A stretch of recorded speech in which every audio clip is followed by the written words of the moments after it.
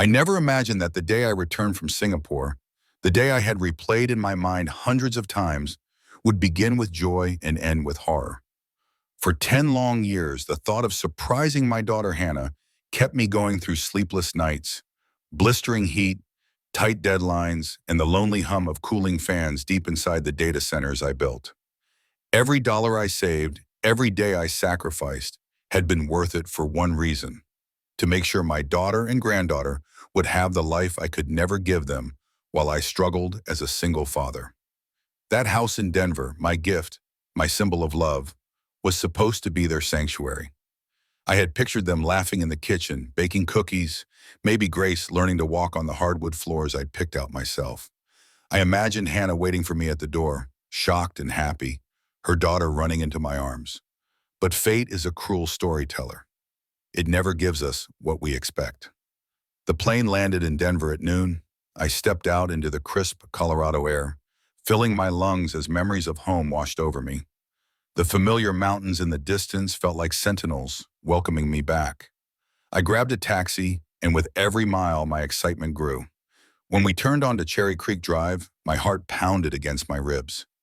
There it was, the little red brick home with the white picket fence, the same tall oak tree where Hannah used to climb and pretend she could reach the sky. It looked exactly the same, peaceful, safe, mine. I stood by the gate and took a long breath. 10 years, 10 years of imagining this moment. My hands trembled as I unlocked the front door, rehearsing the line I had dreamed of saying, "Surprise." But the moment the lock clicked and the door creaked open, everything inside me went silent. I wasn't greeted by laughter. I wasn't greeted by the smell of home cooking or my daughter's happy gasp. I was greeted by a man's cold, venomous voice cutting through the quiet like a blade. "Clean that mess up faster or you'll get another beating tonight." My body froze. My heart didn't beat. My breath didn't move. In that instant, everything changed. I stepped deeper inside, moving quietly like a soldier entering enemy territory. The hallway opened into the living room, and that's when I saw the scene that shattered me. Hannah, my daughter, was on her knees picking up broken pieces of a shattered plate with trembling hands.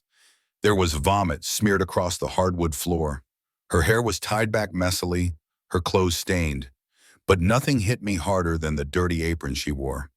A sauce-stained apron with bold black letters, Hamilton Family Property. Property, property. The word echoed inside my skull until my vision blurred. Hannah, my little girl, the one whose scraped knees I used to bandage, the one who used to debate me about politics during dinner, the one who called me Daddy even when she was too old for it, was kneeling like a slave in the home I bought for her. Before I could process anything further, movement snapped my attention. The man, the voice, stepped into the doorway. Huxley, my son-in-law, a tall man with a smug face, polished hair, and the kind of arrogance that came from never hearing the word no in his life. The moment he saw me, his entire demeanor changed in a heartbeat. The cruel sneer vanished. His eyebrows shot up. Then came the smile, the biggest, fakest smile I had ever seen, as he strode toward me with open arms. "Dad, welcome home," he exclaimed, voice dripping with sweetness that made my stomach churn. "What a wonderful surprise." Hannah shot up instantly, yanking the apron off her body and shoving it behind the couch cushion like she was hiding a weapon. She forced a smile, one that didn't reach her eyes, one full of fear, not joy. "Dad," she said softly, wiping her face quickly. I'm fine, I'm just tired." She wouldn't meet my eyes, her hands shook. Her shoulders curled inward like she was trying to disappear. Then I saw something else. A small head peeked from behind Hannah's legs, big brown eyes, curly hair, a tiny hand clutching her mother's dress. Grace, my granddaughter. The granddaughter I had watched grow up only through a phone screen. "Mommy," Grace whispered, tugging on Hannah's dress. "Who is that man?" Her words stabbed deeper than any knife. I was a stranger to her. My throat tightened, but I knelt anyway, forcing my voice to stay gentle, even as rage roared inside me. "Hey, sweetheart," I said, smiling softly. "I'm your Grandpa Jacob. Remember me from our video calls? I've been working far away, but now I'm here to visit you and Mommy." Grace stared at me with wide, unsure eyes before hiding behind her mother again. Hannah gently stroked her daughter's hair, and that's when I saw it. When every ounce of blood in my veins turned to fire. A dark purple bruise wrapped around Hannah's forearm like a ring. A hand-shaped ring. "Hannah," I whispered, standing slowly. She quickly pulled her sleeve down, shooting me a look that wasn't fear. It was a silent plea. "Not now." Huxley clapped a hand on my shoulder, fake warmth hiding the warning in his eyes. "She's been a little clumsy lately," he said with a hollow laugh. "You know how women can be, always bumping into things." Women, things. I wanted to break his jaw, but I forced a smile. I swallowed my rage. I played along because something very, very dark was happening, and one wrong move could make it worse. For the next 3 hours, I observed everything. The house felt tense, like the walls were holding their breath. Hannah flinched every time Huxley raised his voice. Grace stayed glued to her mother, avoiding Huxley like he was a monster. Under her bed, when Huxley finally left for what he called a business meeting, though his breath reeked of whiskey, I knew it was my moment. Grace napped. The house fell quiet. Hannah and I sat at the kitchen table, sunlight pouring across her face and every bruise it revealed. Not just on her arms, her wrists, her shoulder, marks of someone gripping her, controlling her, owning her. "Hannah," I said softly, sitting beside her, "tell me about those bruises. And don't say you're clumsy. I raised you. You were the most coordinated kid on the block." She flinched, staring at her hands. Her lips trembled. "It's nothing, Dad," she whispered. "Work accidents, renovations. I've been doing physical tasks." "Hannah Rose Bennett," I said, using her full name the way I used to when she was 8 and caught stealing cookies. "Look at me." She lifted her eyes, and in them I saw the frightened soul of someone who had been surviving, not living. "Remember what I promised the day you were born?" I whispered, my throat thickening. "I'd always protect you. That promise doesn't expire." The dam broke. Her face crumpled. Her body shook as tears poured down her cheeks. She collapsed into poise, clinging to me like the child she once was. "Oh, Daddy," she cried. "I messed up so bad." "No," I whispered fiercely, holding her tight. "You didn't. They did." She pulled back, wiping her tears. "After Grace was born," she whispered, tapping her temple, "I got sick. Postpartum depression. The doctor said it was severe. I couldn't get out of bed. I couldn't think. I barely knew what day it was." My chest tightened. "The Hamilton family said they'd help," she continued. "They brought food. They took care of Grace. They told me to rest. They brought forms, insurance, medical authorizations. They said they were helping." She swallowed hard. "I was on heavy medication, Dad. I wasn't me. I signed everything they put in front of me." "What kind of papers?" I asked, though I already feared the answer. Her voice cracked. "Property transfer documents, power of attorney, debt agreements. I didn't even know what I was signing." My vision went red. "They told me I signed the house over," she whispered. "They said I owed them for all their and if I didn't obey. They said they could prove I wasn't mentally stable, that I was unfit." Her voice dropped to a trembling whisper. "They said they'd take Grace." My hands shook with fury. "I've been their servant in my own home for 3 years, Daddy." She stood up slowly and walked to a kitchen drawer. From the back, she pulled out a thick manila folder, swollen with documents. "I kept everything," she whispered. "I kept hoping someday someone would help me understand what happened." Opened the folder, and as I read, one thought echoed louder than anything. The Hamiltons had made the biggest mistake of their lives, not because they exploited my daughter, not because they stole her house, not even because they beat her, but because they did all of it while I was still alive to fight back. And I would burn the world down before I let them get away with it. Hannah stood frozen by the kitchen window, long after Huxley's car pulled out of the driveway. She stared at nothing, her fingers trembling against the counter's edge, her breathing shallow and uneven. From the living room, the soft noise of children's cartoons drifted through the air, but it couldn't drown out the echoes of his last words. "If Dad opens his mouth to anyone, I'll make sure your daughter forgets who her real mother is." Hannah swallowed hard. She always swallowed everything hard. Fear, humiliation, exhaustion. It had become the only way to survive. Jacob watched her quietly from across the room, his heart twisting. She looked so fragile, so much smaller than the vibrant daughter he once knew. Her hair was pulled back in a tight knot, as if Huxley had demanded it. Her clothes were faded, fraying at the edges. The bruise on her arm, God, that bruise, looked worse in the sunlight. After a long moment, Jacob stepped forward. "Hannah," he said gently, stopping a short distance away so he didn't overwhelm her. "Talk to me." Her breath stuttered. "Dad, I can't. I'm not here for a visit anymore," Jacob said, voice low but steady. "Something is wrong. Something has been wrong for a long time. And whatever it is, you don't have to hide it from me." Her fragile composure cracked. A tear slipped down her cheek, then another. She covered her face with both hands, shaking, silent sobs, the kind a person learns to make when they've been punished for being too loud. Jacob stepped closer. "Sweetheart, please." Hannah lowered her hands and met his eyes.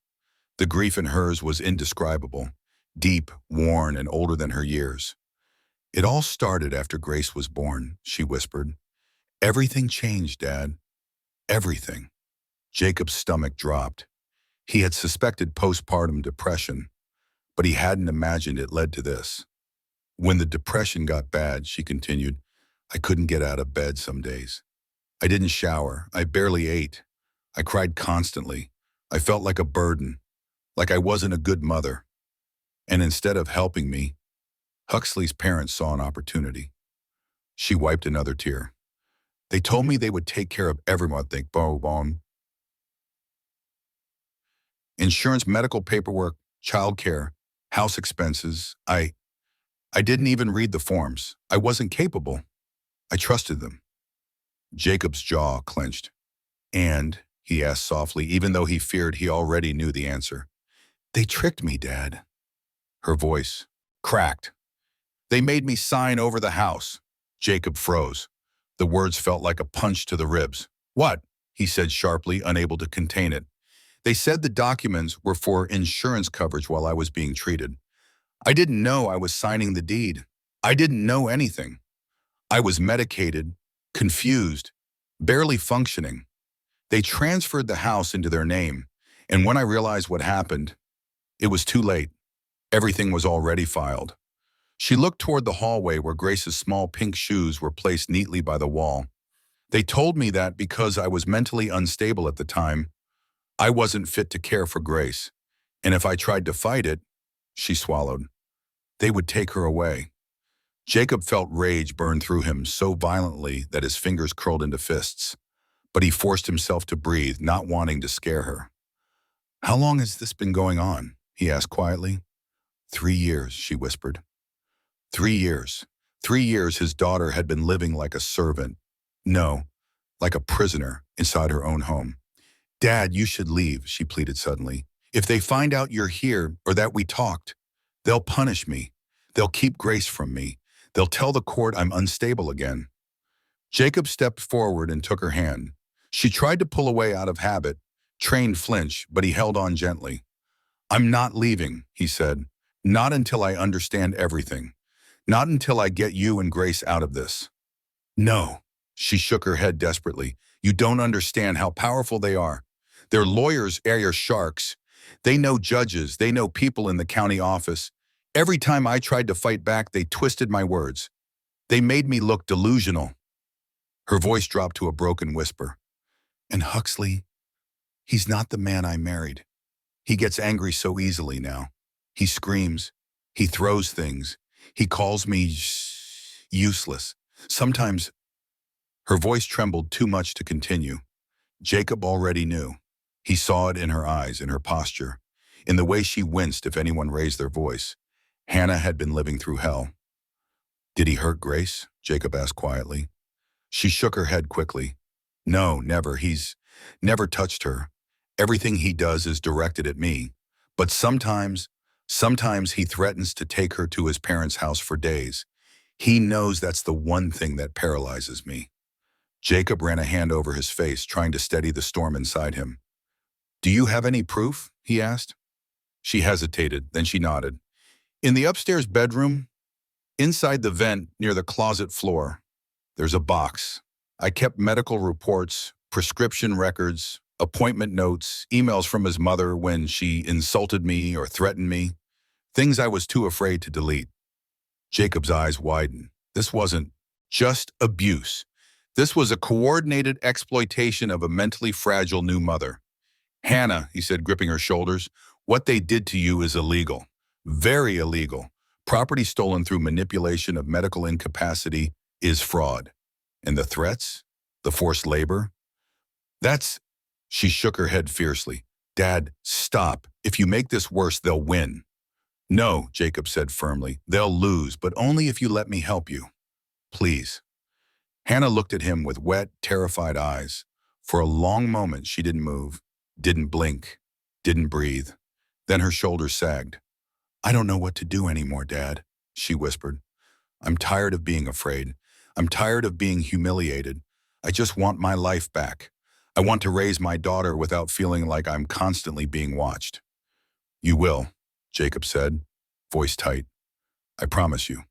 But first, show me the box." She hesitated. "What if Huxley comes back early?" "I'll handle him," Jacob said. There was steel in his voice now, a silent oath forming deep inside. Hannah led him upstairs. Her footsteps were slow, dragging, as if she expected the floor to collapse beneath her. She stopped in front of the closet and kneeled, removing a loose vent cover with shaky fingers. Inside was a small metal container, scratched and dented, worn from years of being hidden and moved in panic. She handed it to Jacob with trembling hands. "Everything is in here," she whispered. "I didn't think anyone would ever see it." Jacob opened the box and scanned the contents. Hospital records dated days after Grace's birth. Handwriting showing Hannah was not mentally coherent. Notes from her psychiatrist, sedative dosages, emails from Huxley's mother calling Hannah unstable, dangerous, and unfit, printed screenshots of text messages where Huxley threatened to remove Grace for her safety if Hannah didn't do as told. Copies of the deed transfer legal documents with glaring inconsistencies. Photos of bruises, old and new. Jacob felt his breath leave him. This wasn't just a family dispute. This was premeditated exploitation, and Hannah had endured it alone. He closed the box gently. "Hannah," he said softly, "this is enough to bury them." She shook her head. "Not without a lawyer, not without someone stronger than them." Jacob put a hand on her back. "I know exactly who to call." She looked up, confused. "Who?" "A woman named Caroline Webb," he said. "She doesn't lose. And people like the Hamiltons, they're the reason she became an attorney in the first place." For the first time in a long time, Hannah's shoulders lifted slightly, not in fear, but in the faintest flicker of hope. "Do you really think she can help me?" she whispered. "I know she can," Jacob said, "but you need to trust me. We're going to take every piece of this evidence, and we're going to fight back. Not quietly, not politely. We're going to expose everything they did to you." Hannah's lip trembled. "And Grace?" "Grace stays with you," Jacob said firmly. "They will never take her again. Not after this." She closed her eyes, and for the first time in years, she let a sob out. Not a silent one, not a suppressed one. A real sob, loud, raw, free. Jacob wrapped his arms around her. "It's over," he murmured. "They just don't know it yet." Downstairs, Grace's laughter floated up the staircase, a small, innocent sound that cut through the heaviness like a beam of light. Hannah pulled back and wiped her eyes. "Dad, thank you." Jacob squeezed her hand. "We're not done," he said. "This is just the beginning." And as they walked back downstairs together, unease lingered in the air, because neither of them heard the faint hum of an engine outside or the quiet click of a car door closing. Huxley had come home early. The next morning, Denver dawned crisp and golden, but inside the little red brick house, the atmosphere was heavy with tension. Hannah moved quietly, making tea and breakfast for herself and Grace. Still tense, still wary, Jacob sat at the kitchen table with the manila folder she had retrieved the night before. spreading its contents across the wooden surface like a detective unraveling a labyrinthine case. Each document, each photo, each medical note hit him harder than the last. The evidence wasn't just overwhelming, it was damning. The Hamilton family had systematically exploited his daughter at her weakest point. Hannah brought over a plate of toast, placing it in front of him without meeting his eyes. "You don't need to do anything yet, Dad," she said quietly. "I've survived this long. I can manage." Jacob shook his head. "No, Hannah, you don't survive anymore. You fight. That's what we're going to do. And first we need help. Professional help. Legal help." Her eyes flicked up. "Legal help? Dad? They have lawyers, high-powered lawyers, people who can twist the law into whatever suits them. I don't know if anyone can touch them." Jacob exhaled slowly, setting his jaw. "I know someone who can. Her name is Caroline Webb. She doesn't just handle cases, she demolishes them. Families like the Hamiltons are her specialty." Hannah studied him, suspicion still heavy in her eyes. "Are you sure she'll even take this? They're powerful, people fear them." Jacob's expression hardened. "Carolyn doesn't fear anyone. She's spent 25 years defending the vulnerable. And right now, you, my daughter, are the most vulnerable person I've ever seen exploited. If anyone can undo the damage they've done, it's her." Hannah hesitated, then finally she nodded. "All right, but Dad, we have to be careful. If Huxley comes back," her voice trailed off, "I'll make sure he doesn't. You just stay here. We'll start today." By mid-morning, Jacob had Caroline on the phone. She was sharp, professional, and direct. "Jacob Bennett," she said briskly, "tell me exactly what happened. Dates, details, everything. Don't leave anything out."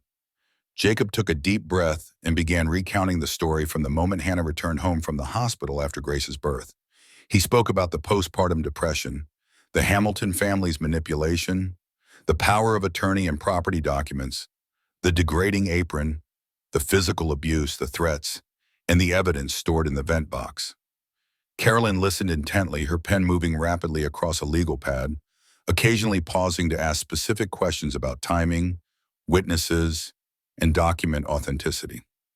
When he finished, there was a long silence. Carolyn leaned back in her chair, her gaze sharp. "Jacob, this is textbook exploitation of a vulnerable adult. The Hamilton family took advantage of someone who could not provide informed consent. This isn't just moral corruption, it's a federal crime. Human trafficking, abuse of a dependent adult, fraud, coercion. They've left a clear trail." Jacob's hands clenched into fists. "So we can fight this?" Caroline's expression hardened. "Not only can we fight it, Jacob, we can win. But we have to be methodical. There's too much at stake to rush. Step one, we verify every document, every date, every prescription. Step two, we gather for testimony from every professional who treated Hannah during that period. Step three, we prepare both civil and criminal cases simultaneously. And step four, we hit them publicly. Social pressure can be devastating against families who pride themselves on image." Jacob felt a flicker of hope, the first he had felt since entering the house. "Where do we start?" "Denver General Hospital," Carolyn said without hesitation. "We'll need Hannah's full medical records, a statement from her psychiatrist, and confirmation of all medications she was prescribed during her incapacitation. That will prove legally she was unable to consent to any contract or property transfer." By mid-afternoon, Jacob and Hannah were en route to Denver General Hospital. The city passed by in a blur, skyscrapers, red brick buildings, bustling streets. But Jacob's mind was focused on one thing: reclaiming his daughter's life. He parked outside the hospital and carried the manila folder inside, his heart hammering with every step. Dr. Patricia Morrison, Hannah's former psychiatrist, greeted them. She was professional, her gray hair pulled back tightly, her face calm but serious. Jacob explained the situation, handing over copies of the documents. "Dr. Morrison," he said, "I need your expert opinion. Was my daughter capable of understanding and consenting to legal documents in March of last year?" Dr. Morrison's brow furrowed as she reviewed the charts. "Jacob, Hannah's case was one of the most severe postpartum depression episodes I have treated. During March, she was heavily medicated, Prescriptions included high doses of anxiolytics, sedatives, and antidepressants. She was not in any mental state to make informed decisions. Frankly, she shouldn't have been signing anything. Not birthday cards, let alone legal contracts. Jacob swallowed. So the property transfer is invalid? Absolutely, Morrison said firmly. A person under this level of psychiatric medication cannot provide informed consent. Any documents signed during that time are legally void. Jacob nodded, feeling a mixture of relief and anger.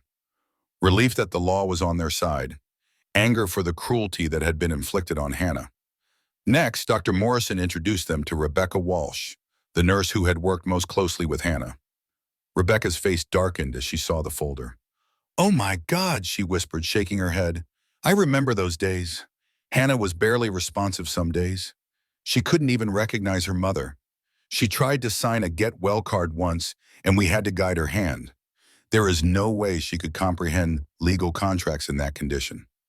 Jacob leaned forward, his hands shaking. "So this is all evidence we can use?" Rebecca nodded solemnly. "Every note, every chart, every medication log is proof that she was incapacitated. Any court would consider this strong evidence of incapacity and exploitation." Jacob felt the fire building in his chest. The Hamilton family had preyed on his daughter at her weakest. They had underestimated him, underestimated the law, underestimated the power of truth. Back at home, Jacob and Hannah laid out everything across the kitchen table. Medical charts, notes, emails, photographs of bruises, copies of the property deed, and screenshots of threatening messages from Huxley. It was overwhelming. Each document was a scar on Hannah's life, but also a weapon in their hands. "Dad," Hannah whispered, "they're dangerous. They could do anything." Jacob looked at her steadily. "They might think that, Hannah, but they made one mistake. They left me alive, and now I fight for you." That evening, Carolyn Webb arrived at the house. Her presence was commanding, her sharp gaze missing nothing.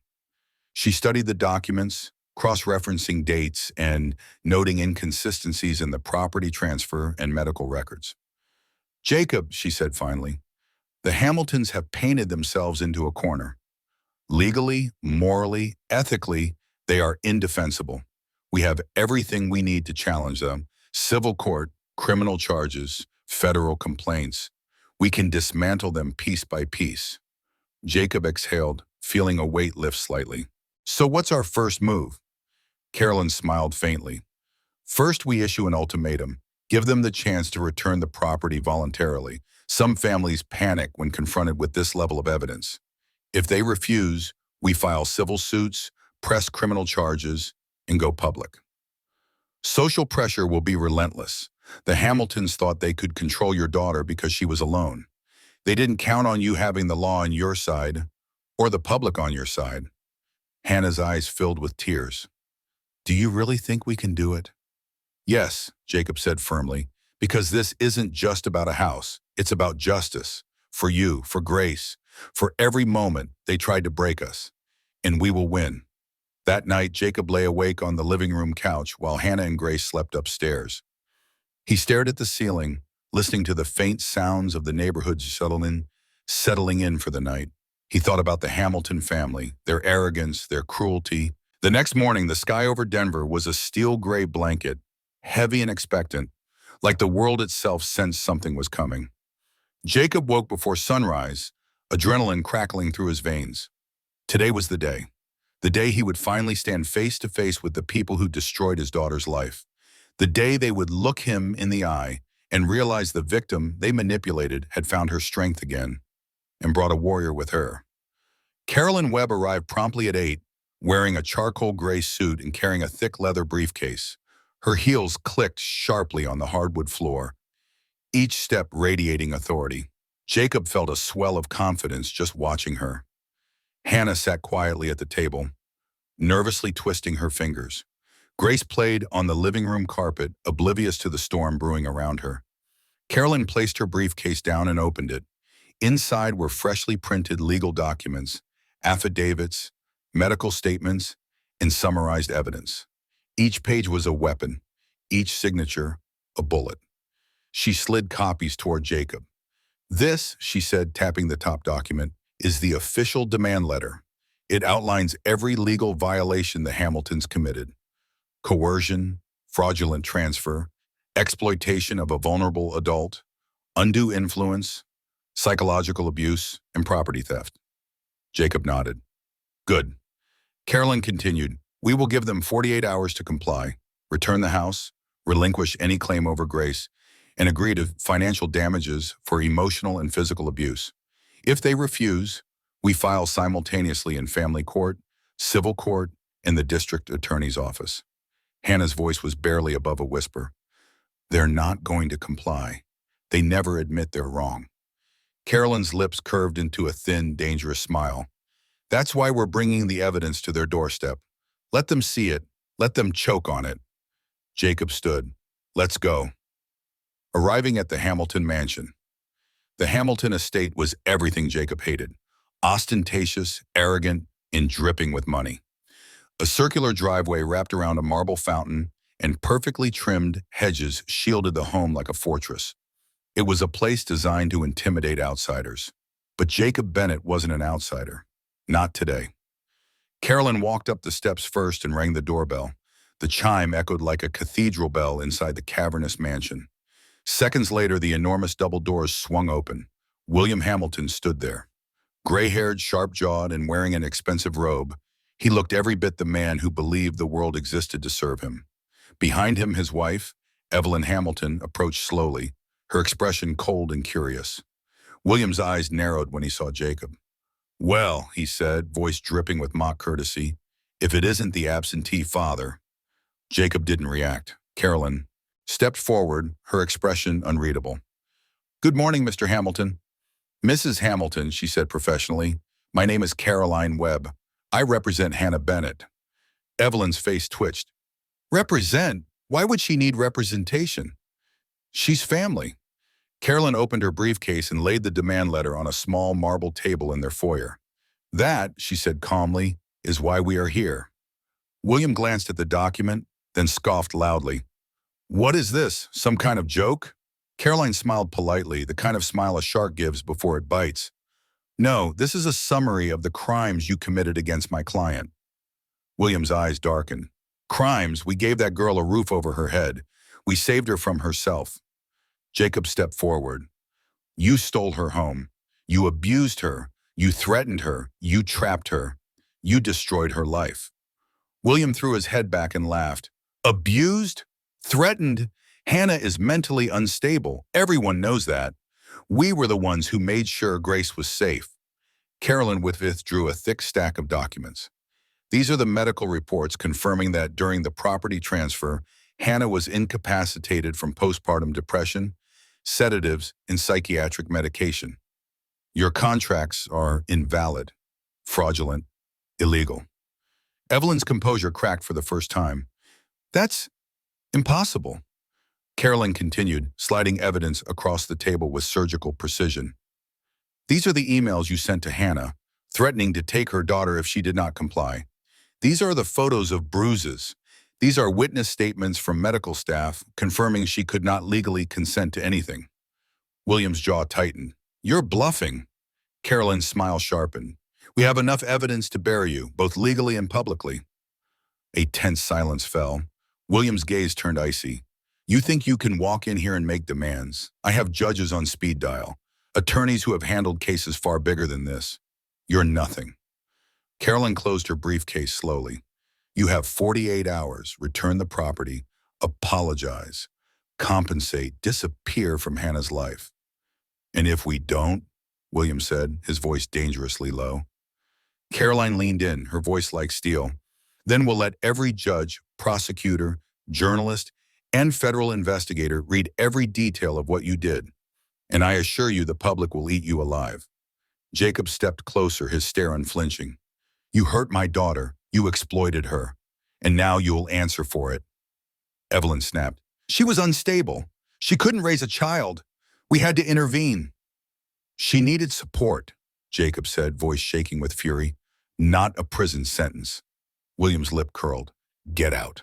Carolyn remained calm. 48 hours. As they turned to leave, Evelyn shouted after them, We are the Hamiltons. We are untouchable.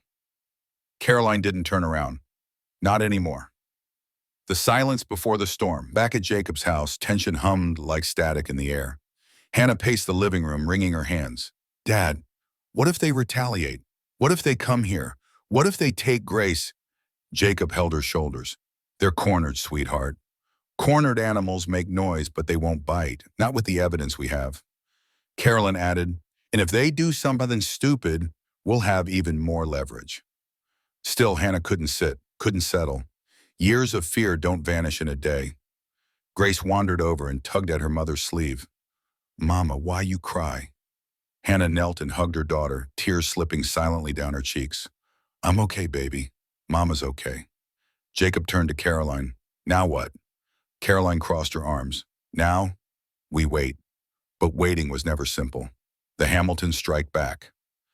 The retaliation came sooner than expected. That evening, as the sun dipped behind the mountains and dusk settled over the neighborhood, Jacob heard the roar of an engine outside. He walked to the window and saw a sleek black SUV idling across the street. His stomach twisted. Hannah, he said quietly, take Grace upstairs. She obeyed instantly. Jacob stepped outside. Huxley Hamilton stepped out of the SUV, his jaw tense, his eyes burning with barely controlled rage. He slammed the door and marched toward Jacob. You think you can do this? He spat. You think you can come into our lives and tear everything apart? Jacob stayed calm. I'm protecting my daughter. No, Huxley barked. You're destroying her life. Jacob's voice dropped to a dangerous calm. No, Huxley, you did that. Huxley glared. You think anyone will believe her? She's crazy. She was on medications. She didn't know what she was saying half the time. Jacob stepped closer. And that's exactly why what you did is illegal. Huxley's nostrils flared. You're going to regret this. Jacob didn't blink. Get off my property. Huxley hesitated, jaw twitching, then finally retreated to the SUV. Before climbing in, he shouted, This isn't over. Jacob watched the SUV disappear down the street, his pulse pounding. Inside the house, Hannah sat on the stairs with Grace clinging to her. She had heard every word. Caroline closed her laptop. We file everything first thing in the morning. Jacob nodded. Good. Because now, it was official. The Hamiltons had declared war, going public. The next morning, Caroline acted swiftly. She contacted the Denver Post investigative team, providing evidence, medical statements, and legal commentary. The journalists were stunned. They scheduled an emergency interview with Jacob and Caroline under strict confidentiality for Hannah's safety. Within 12 hours, the story was drafted. By the next morning, it was on the front page.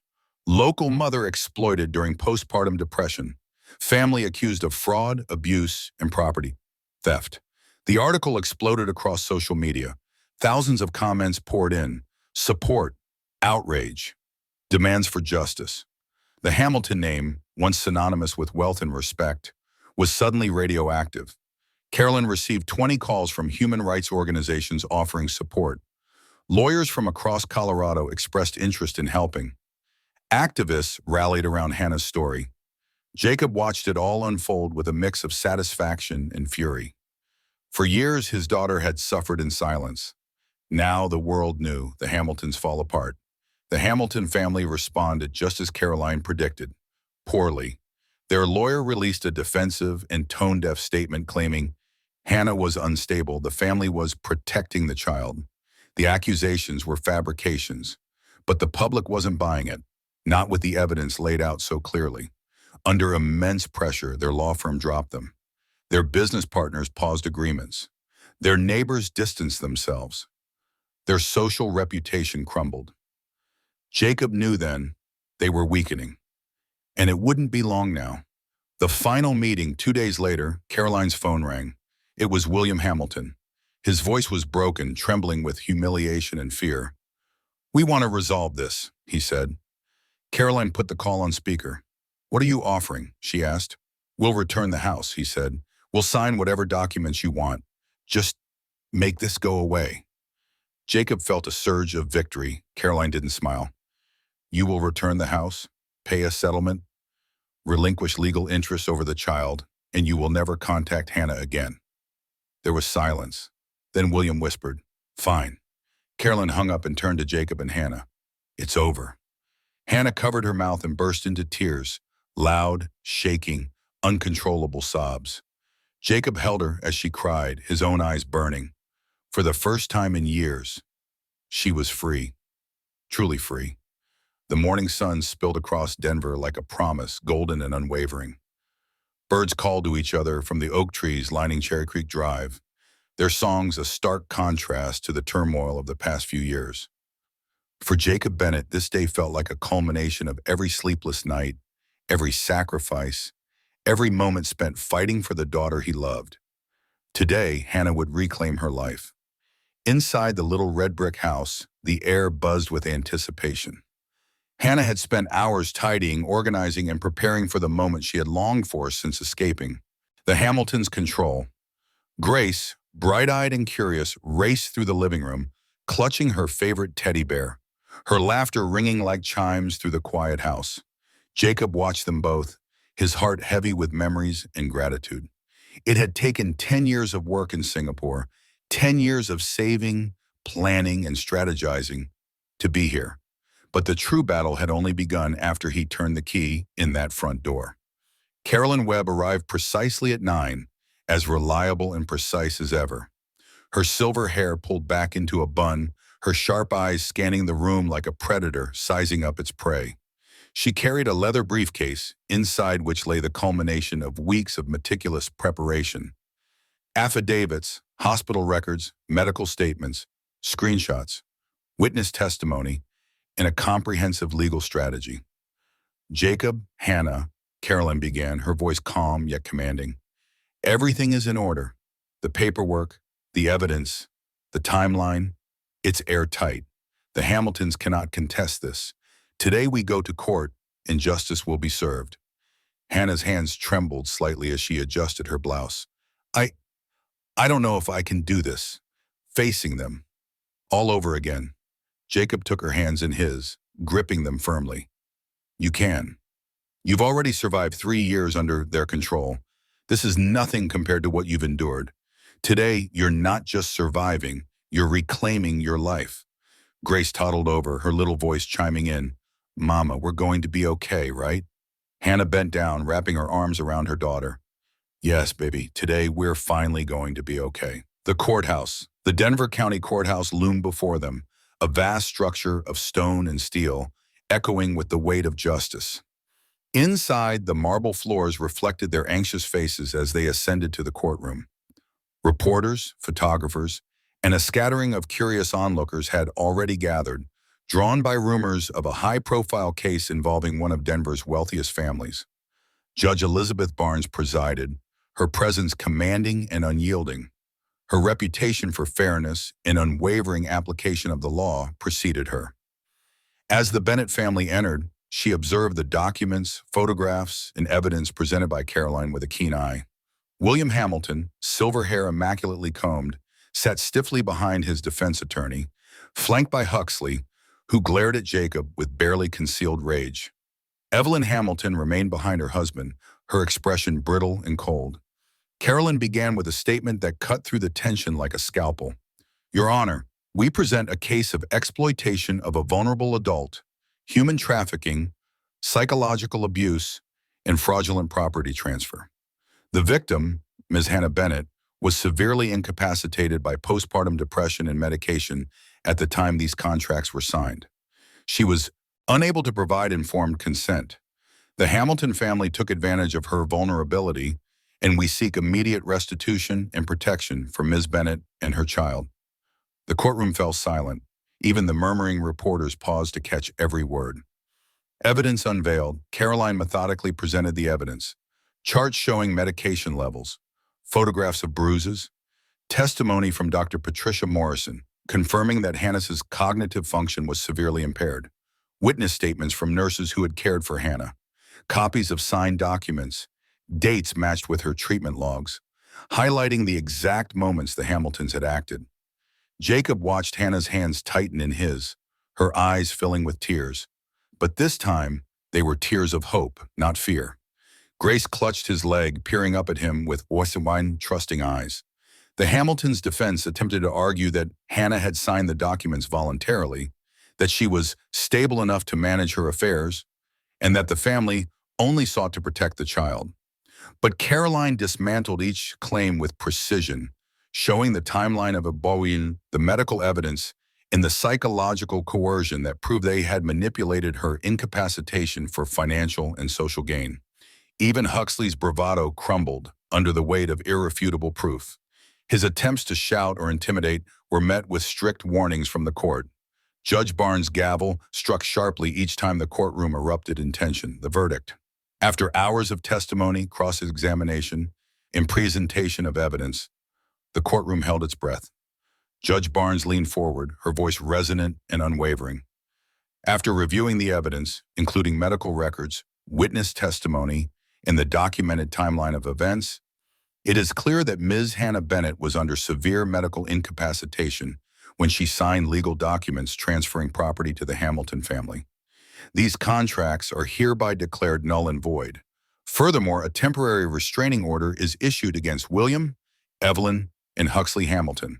They are prohibited from contacting or approaching Ms. Bennett or her daughter, Grace Bennett, under penalty of law.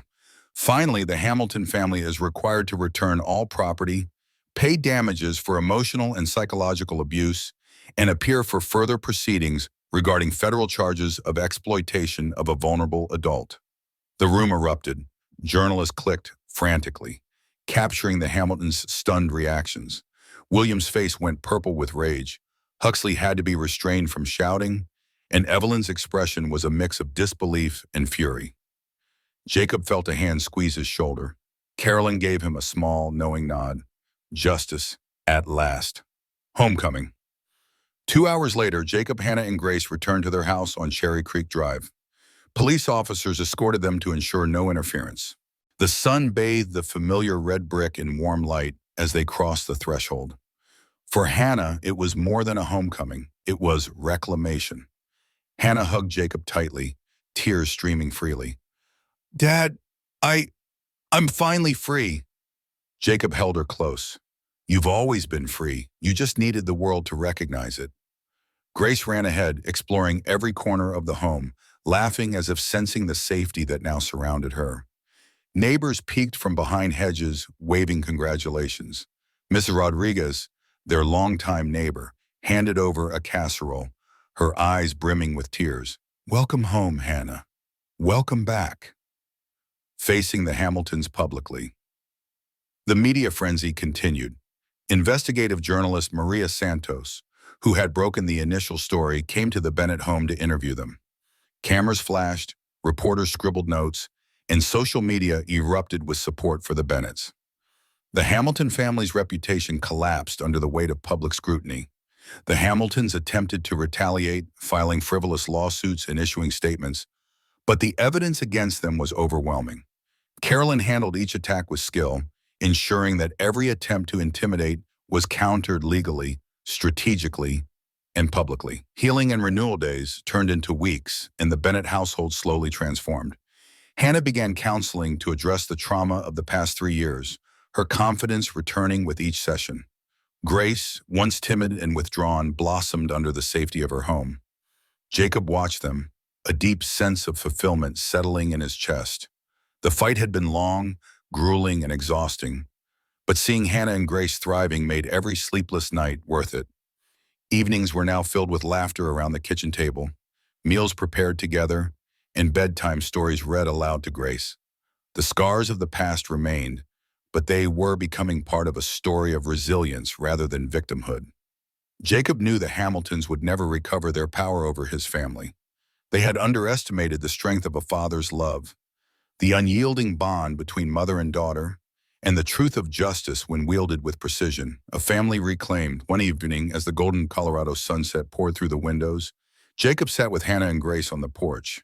Grace rested her head on Hannah's shoulder, yawning, and Hannah leaned into Jacob, exhausted but radiant. Jacob looked out over the street, reflecting on the journey. 10 years away in Singapore had been long, lonely, and arduous, but every sacrifice had led to this moment. His family safe, whole, and free. Hannah turned to him, eyes glistening. Thank you, Dad. I can finally breathe. Jacob smiled, resting a hand on her shoulder. You never stopped fighting, Hannah. I just helped the world recognize it. Grace tugged at his sleeve. Grandpa, can we play tomorrow? Jacob laughed, the sound rich and warm. Of course, little one. Tomorrow and every day after. As night fell over Denver, Jacob looked at the stars emerging in the sky. The Hamiltons were defeated, the house reclaimed, and the family united. This was not just a victory, it was a beginning. For the first time in years, Jacob allowed himself to believe that the nightmare had ended. The future was theirs, bright and unbroken, and under the quiet canopy of stars the Bennett family knew. They were finally home.